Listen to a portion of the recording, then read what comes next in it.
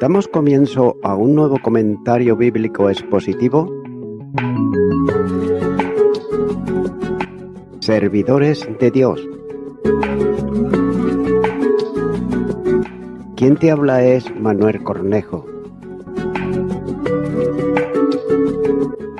En esta ocasión estaré compartiendo sobre el libro de Génesis, en Génesis capítulo 1 y versículo 3, donde dice: Y dijo Dios, sea la luz, y fue la luz. Comienza diciendo este versículo, sea la luz. Note que el primer paso desde el caos hasta el orden es traer la luz, ya que esto es también la manera en que Dios obra en nuestra vida.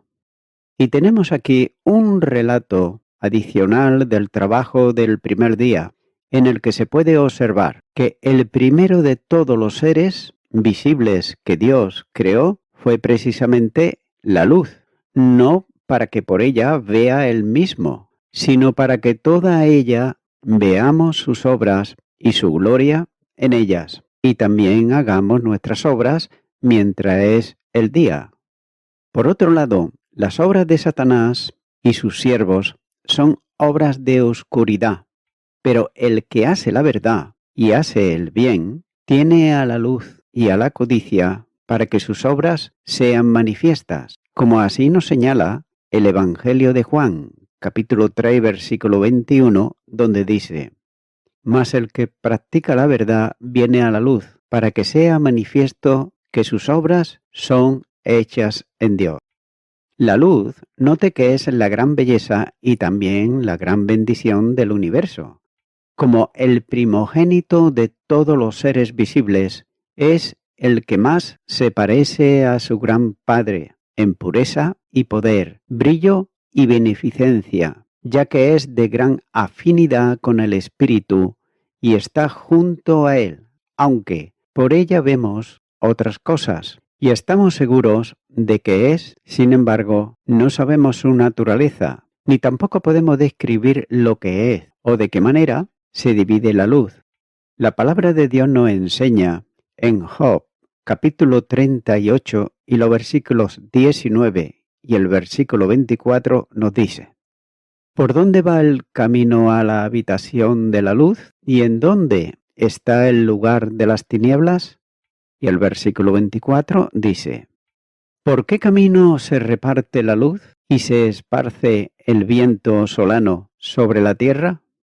Note que por su vista somos guiados y asistidos en la contemplación del creyente de aquel que es luz infinita y eterna.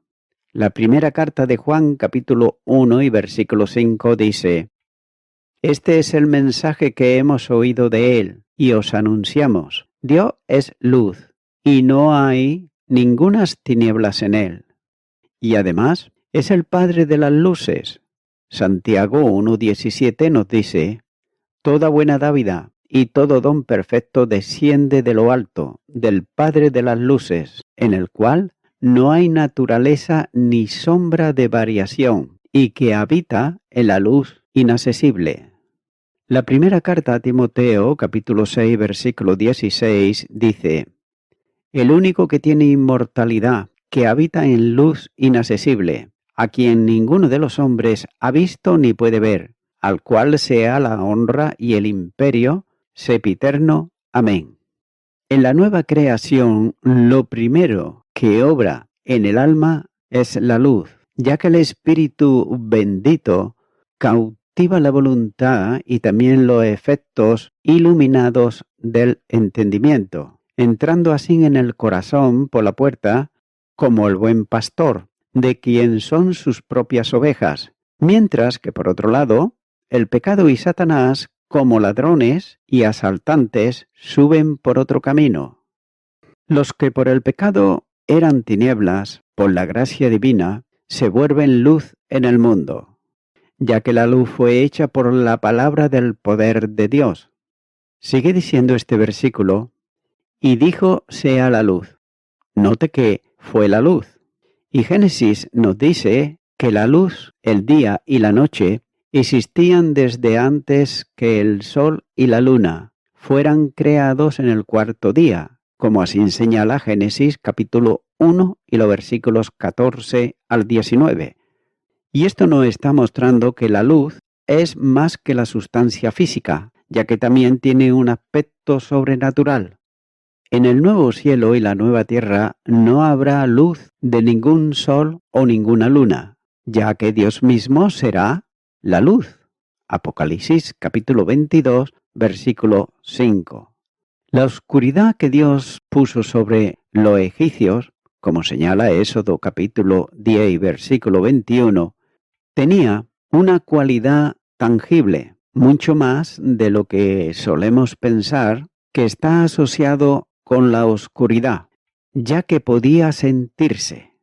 Y esto está demostrando en cierto elemento sobrenatural que puede ser relacionado con la luz y con la oscuridad. La palabra de Dios se dirigió al material primario del mundo y ahora llenado con poder creativo, ya que las palabras que Dios habla son cosas existenciales. Es por eso que Él habla y está hecho. Él manda y se obedece. Salmo 33, versículo 9. Dios lo impulsó y lo designó y se hizo de inmediato, una copia tal que respondía exactamente a la idea original en la mente eterna. Oh poder de la palabra de Dios, ya que Él habló y fue hecho de verdad, eficazmente y para siempre, no solo en apariencia y para servir a un presente, porque Él ordenó y se mantuvo firme. El mundo de Dios, es decir, su voluntad y su beneplácito, es rápido y poderoso. La palabra eterna esencial, y por Él se produjo la luz, porque en Él era la luz, y Él es la luz verdadera, la luz del mundo. Juan capítulo 1 y versículo 9 nos dice: aquella luz verdadera que alumbra a todo hombre venía a este mundo. Y también este mismo Evangelio de Juan capítulo 9 versículo 5 dice: entre tanto que estoy en el mundo, luz soy del mundo. La luz divina que resplandece en las almas santificadas es obrada por el poder de Dios, el poder de su palabra y del espíritu de sabiduría y de revelación, abriendo el entendimiento y disipando las tinieblas de la ignorancia y del error, y dando el conocimiento de la gloria de Dios en el rostro de Cristo. Como al principio Dios mandó que de las tinieblas resplandeciese la luz. La segunda carta a los Corintios capítulo 4 y versículo 6 nos dice: porque Dios que mandó que de las tinieblas resplandeciese la luz, es el que resplandeció en nuestros corazones para iluminación del conocimiento de la gloria de Dios en la faz de Jesucristo. La oscuridad había estado perpetuamente sobre la faz del hombre, caído, ya que si el Hijo de Dios no hubiera venido y no hubiera dado entendimiento, como nos señala la primera carta de Juan, capítulo 5 y versículo 20, donde nos dice: pero sabemos que el Hijo de Dios ha venido y no ha dado entendimiento para conocer al que es verdadero, y estamos en el verdadero, en su Hijo Jesucristo. Este es el verdadero Dios y la vida eterna. Continuará con el versículo 4, donde dice: y vio Dios que la luz era buena, y separó Dios la luz de las tinieblas. La luz que Dios quiso cuando fue producida la probó. Dios vio que la luz era buena y era exactamente como Él la había diseñado y era adecuado para responder al fin para el cual la diseñó, ya que era útil y provechoso, y el mundo que ahora es un palacio habría sido un calabozo sin Él, ya que fue amable y agradable, verdaderamente dulce en la luz. Eclesiastés capítulo 11 y versículo 7 nos dice: Suave ciertamente la luz y agradable a los ojos ver el sol. También la luz alegra el corazón. Proverbios capítulo 15, versículo 30 nos dice: la luz de los ojos alegra el corazón, y la buena nueva conforta los huesos. Nótese que lo que Dios manda, Él lo aprobará y lo aceptará con gracia. Estará muy complacido con el trabajo de sus propias manos. Pero también es bien verdad que es así a los ojos de Dios, aunque Él no ve como ve el hombre. Si la luz es buena, cuán bueno es aquel que es la fuente de la luz, de quien la recibimos y a quien debemos toda alabanza por ella y todos los servicios que hacemos por ella. Sigue diciendo este versículo: y separó Dios la luz de las tinieblas. La visión de Dios no es una mera expresión de deleite del ojo o del placer en su trabajo, sino del más profundo significado para cada cosa creada, siendo por tanto el sello de la perfección de Dios que ha plasmado sobre su obra. La creación de la luz no fue la aniquilación de las tinieblas, sino la separación, ya que Dios separó la luz de las tinieblas, así que separarlos de modo que nunca puedan unirse o reconciliarse. Porque, ¿qué compañerismo tiene la luz con las tinieblas? Segunda carta a los Corintios, capítulo 6, versículo 14 nos dice: no os unáis en yugo desigual con los incrédulos, porque ¿qué compañerismo tiene la justicia con la injusticia? ¿Y qué comunión la luz con las tinieblas? Y nótese que sin embargo dividió el tiempo, entre ellos el día para la luz y la noche para la oscuridad, en una sucesión constante y regular entre sí. Aunque las tinieblas ahora fueron dispersadas por la luz, sin embargo, no fueron condenadas a un destierro perpetuo, sino que toman su turno con la luz y tienen su lugar, porque tienen también su uso, porque así como la luz de la mañana se hace amiga de los asuntos del día, así las sombras de la tarde se hacen amigas del reposo de la noche, y corren las cortinas a nuestro alrededor para que podamos dormir mejor. Job, capítulo 7, versículo 2 nos dice: como el siervo suspira por la sombra, y como el jornalero espera el reposo de su trabajo.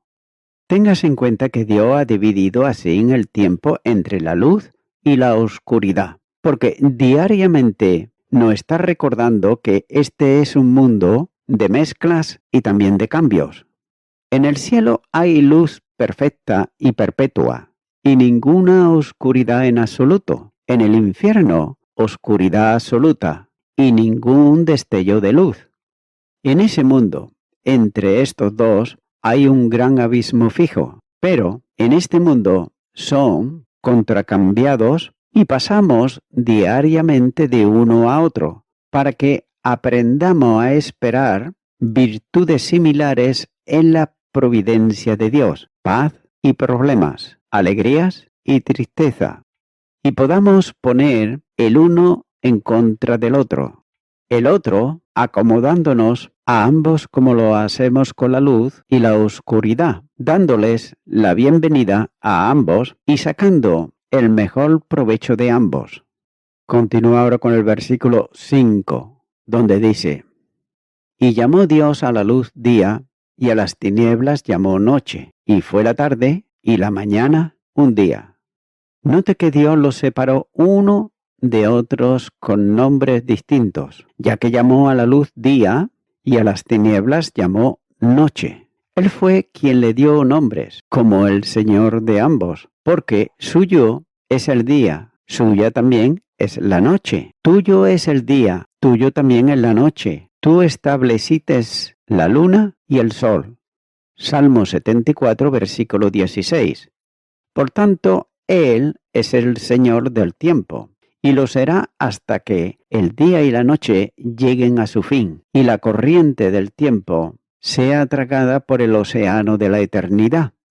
Por tanto, reconozcamos a Dios en la sucesión constante del día y de la noche, y consagrémonos ambos a su honor, trabajando por Él cada día y descansando en Él cada noche, y meditando en su ley de día y de noche.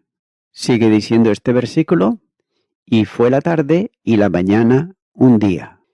Este fue el trabajo del primer día, y un buen día de trabajo fue.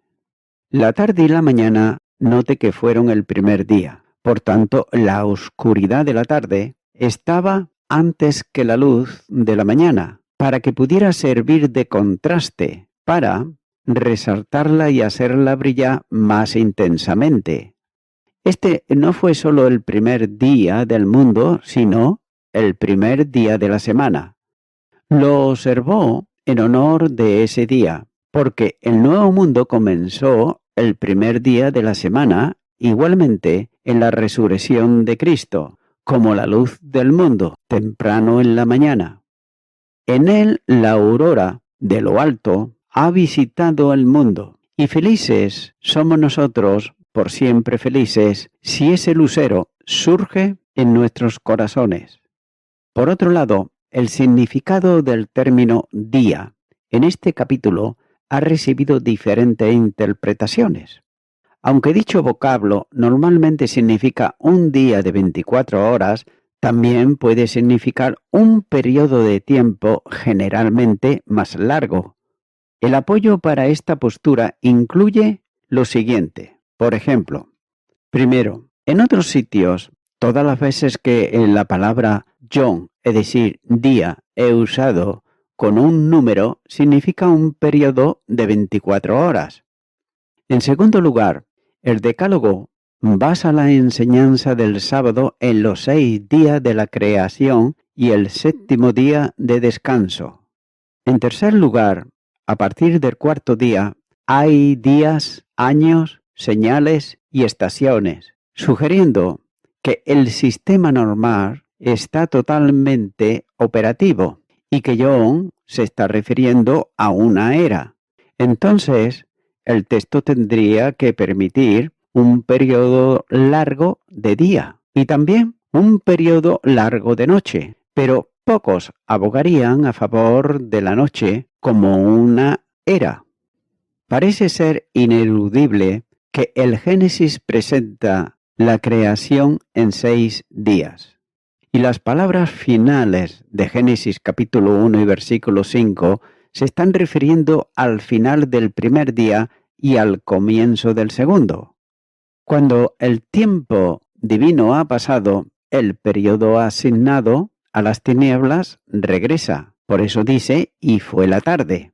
Y cuando la noche termina, la luz prevalece de nuevo. Y por ello dice, y fue la mañana. Así se completó el primer día de la creación, ya que la existencia de la luz antes de la creación del sol es muy llamativa. Y eso está indicando que la luz no depende del sol, sino que él mismo en realidad es portador de la luz.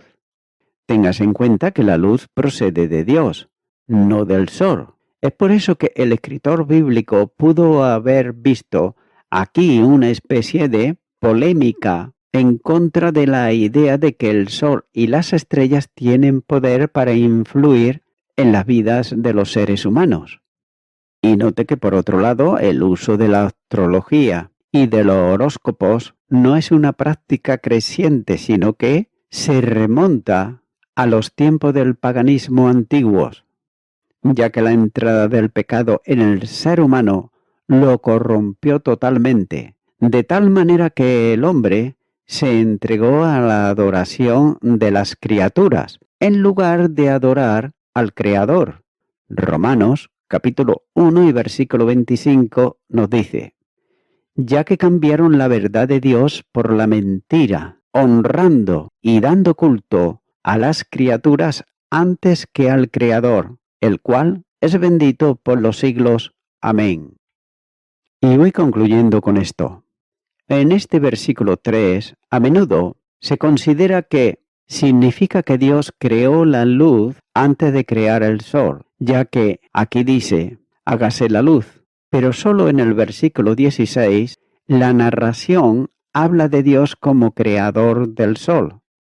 También debe de notarse, sin embargo, que el sol, la luna y las estrellas están incluidos en el significado de la expresión hebrea en el versículo 1, donde dice los cielos y la tierra. La expresión se usa en la Biblia de manera general para el universo, tal como lo conocemos en el día de hoy. Según este relato, el sol y la luna y las estrellas fueron creados en el versículo 1 y versículo 5, donde dice, y fue la tarde y la mañana un día. No cabe duda de que aquí día tiene su sentido básico de un periodo de 24 horas. La mención de la mañana y de la tarde y la numeración de los días y el descanso divino del séptimo muestran que aquí se describe una semana de actividad divina.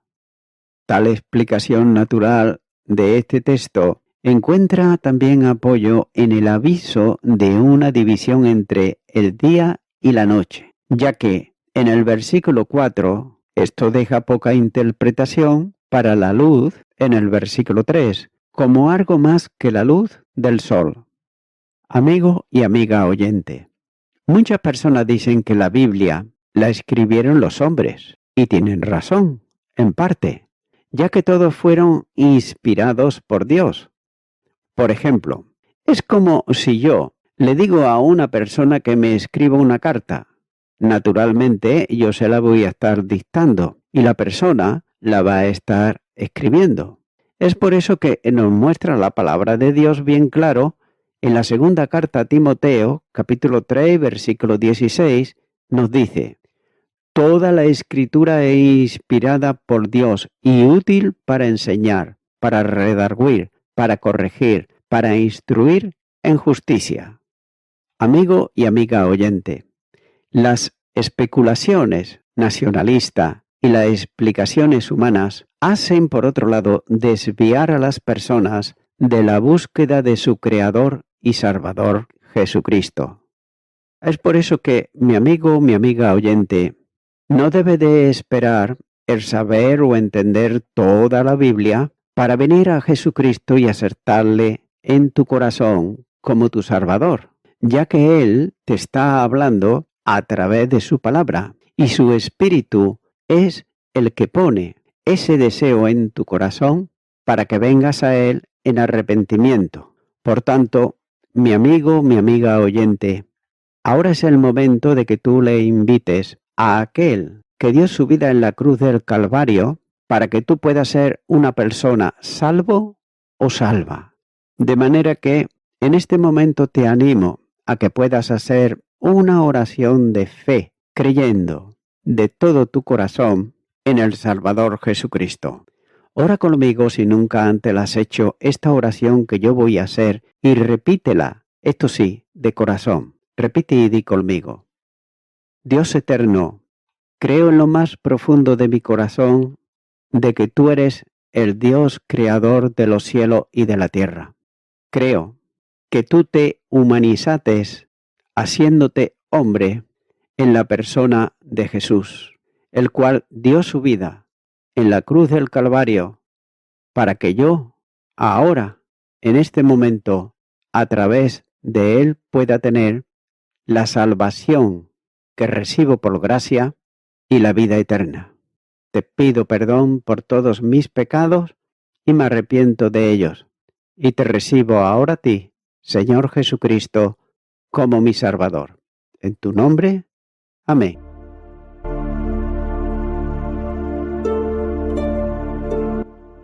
Amigo y amiga oyente, si tú has hecho esta oración de corazón, te recomiendo que comiences a orar a Dios, en primer lugar, en el nombre del Señor Jesucristo. Orar a Dios no es rezar, sino que es hablar con una persona. También te recomiendo que leas la palabra de Dios y lo hagas a diario. Comienza, por ejemplo, con el Nuevo Testamento. Y también, por último, te recomiendo que para que puedas crecer espiritualmente, te congregues en una iglesia cristiano-evangélica, donde se predique, se enseñe y se practique la sana doctrina y la palabra de Dios. Congrégate ahí y con el tiempo podrás crecer espiritualmente y también servir al Señor Jesucristo. Que Dios te bendiga. Y a toda la audiencia, nuevamente ya me estoy despidiendo de todos ustedes y será hasta el próximo programa. Que Dios os bendiga a todos.